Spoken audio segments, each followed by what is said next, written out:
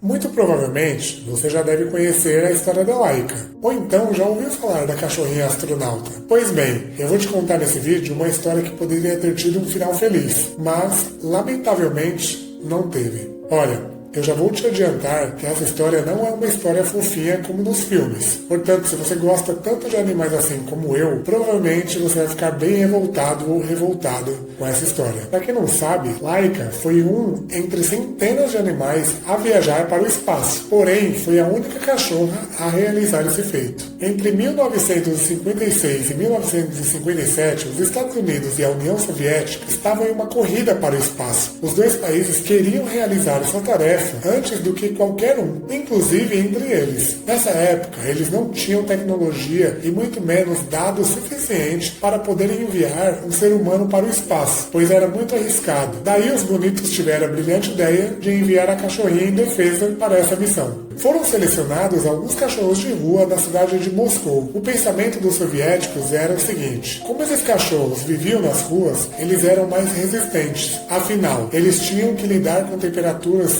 baixíssimas e também passavam fome. Portanto, concluíram que estes animais eram mais preparados para tal tarefa. Daí eu paro para pensar, além dos bichinhos sofrerem nas ruas com o clima e com a falta de comida, tiveram o azar de serem escolhidos para essa missão idiota. Enfim, dentre esses cachorros estava a Laika, uma cachorra sem raça definida, porte médio e personalidade super tranquila. Esses cachorros tiveram que passar por um rigoroso treinamento, para não dizer cruel. Antes de realizar essa viagem, eles eram colocados em centrífugas para simular a aceleração de um foguete e máquinas super barulhentas que imitavam o som da espaçonave. E para piorar, eles eram colocados em gaiolas pequenas por dias para se acostumarem com a minúscula cápsula que ficariam durante a viagem. Obviamente, a saúde dos cães, que já não era 100%, ia piorando à medida que os treinamentos iam se estendendo. Com toda essa tortura que os cachorros eram submetidos, eles acabaram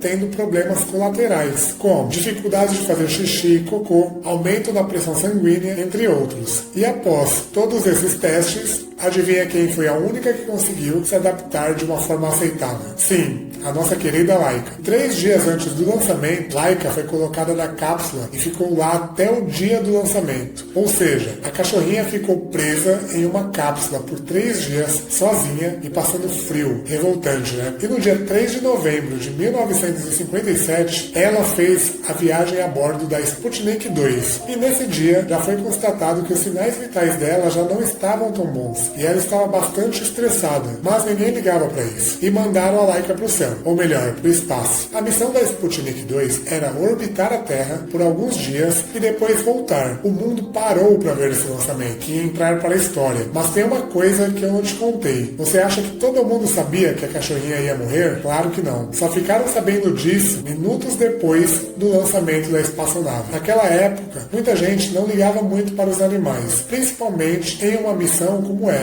Mas teve muita gente que ficou revoltada quando ficou sabendo que era uma viagem só de ida. Segundo os cálculos dos russos, não tinha como ela voltar com vida, pois não haveria oxigênio suficiente para isso. Ou seja, enviaram a bichinha para a morte. Mas a história que era contada na época era mais bonitinha. Eles disseram que ela não ia sofrer com a falta de oxigênio. E ele ia acabar em 7 dias e ela não ia sentir dor alguma quando isso acontecesse. Judiação, né? Mas não deu tempo nem de o oxigênio acabar para que Laika deixasse esse mundo. Ela morreu entre 6 e 7 horas depois do lançamento, devido a um ataque de pânico e de um superaquecimento na nave. Mesmo assim, a Sputnik 2 continuou sua trajetória e ficou em órbita com uma cachorrinha já sem vida por uns 5 meses até retornar à Terra em abril de 1958. E os russos disseram que ela sobreviveu os 7 dias na espaçonave. E foi só em 1993 que a verdade veio à tona, através de um médico russo. E ele falou que Laika morreu horas depois do seu lançamento, por conta das altas temperaturas dentro da nave, que ultrapassavam os 90 graus. E em 2002,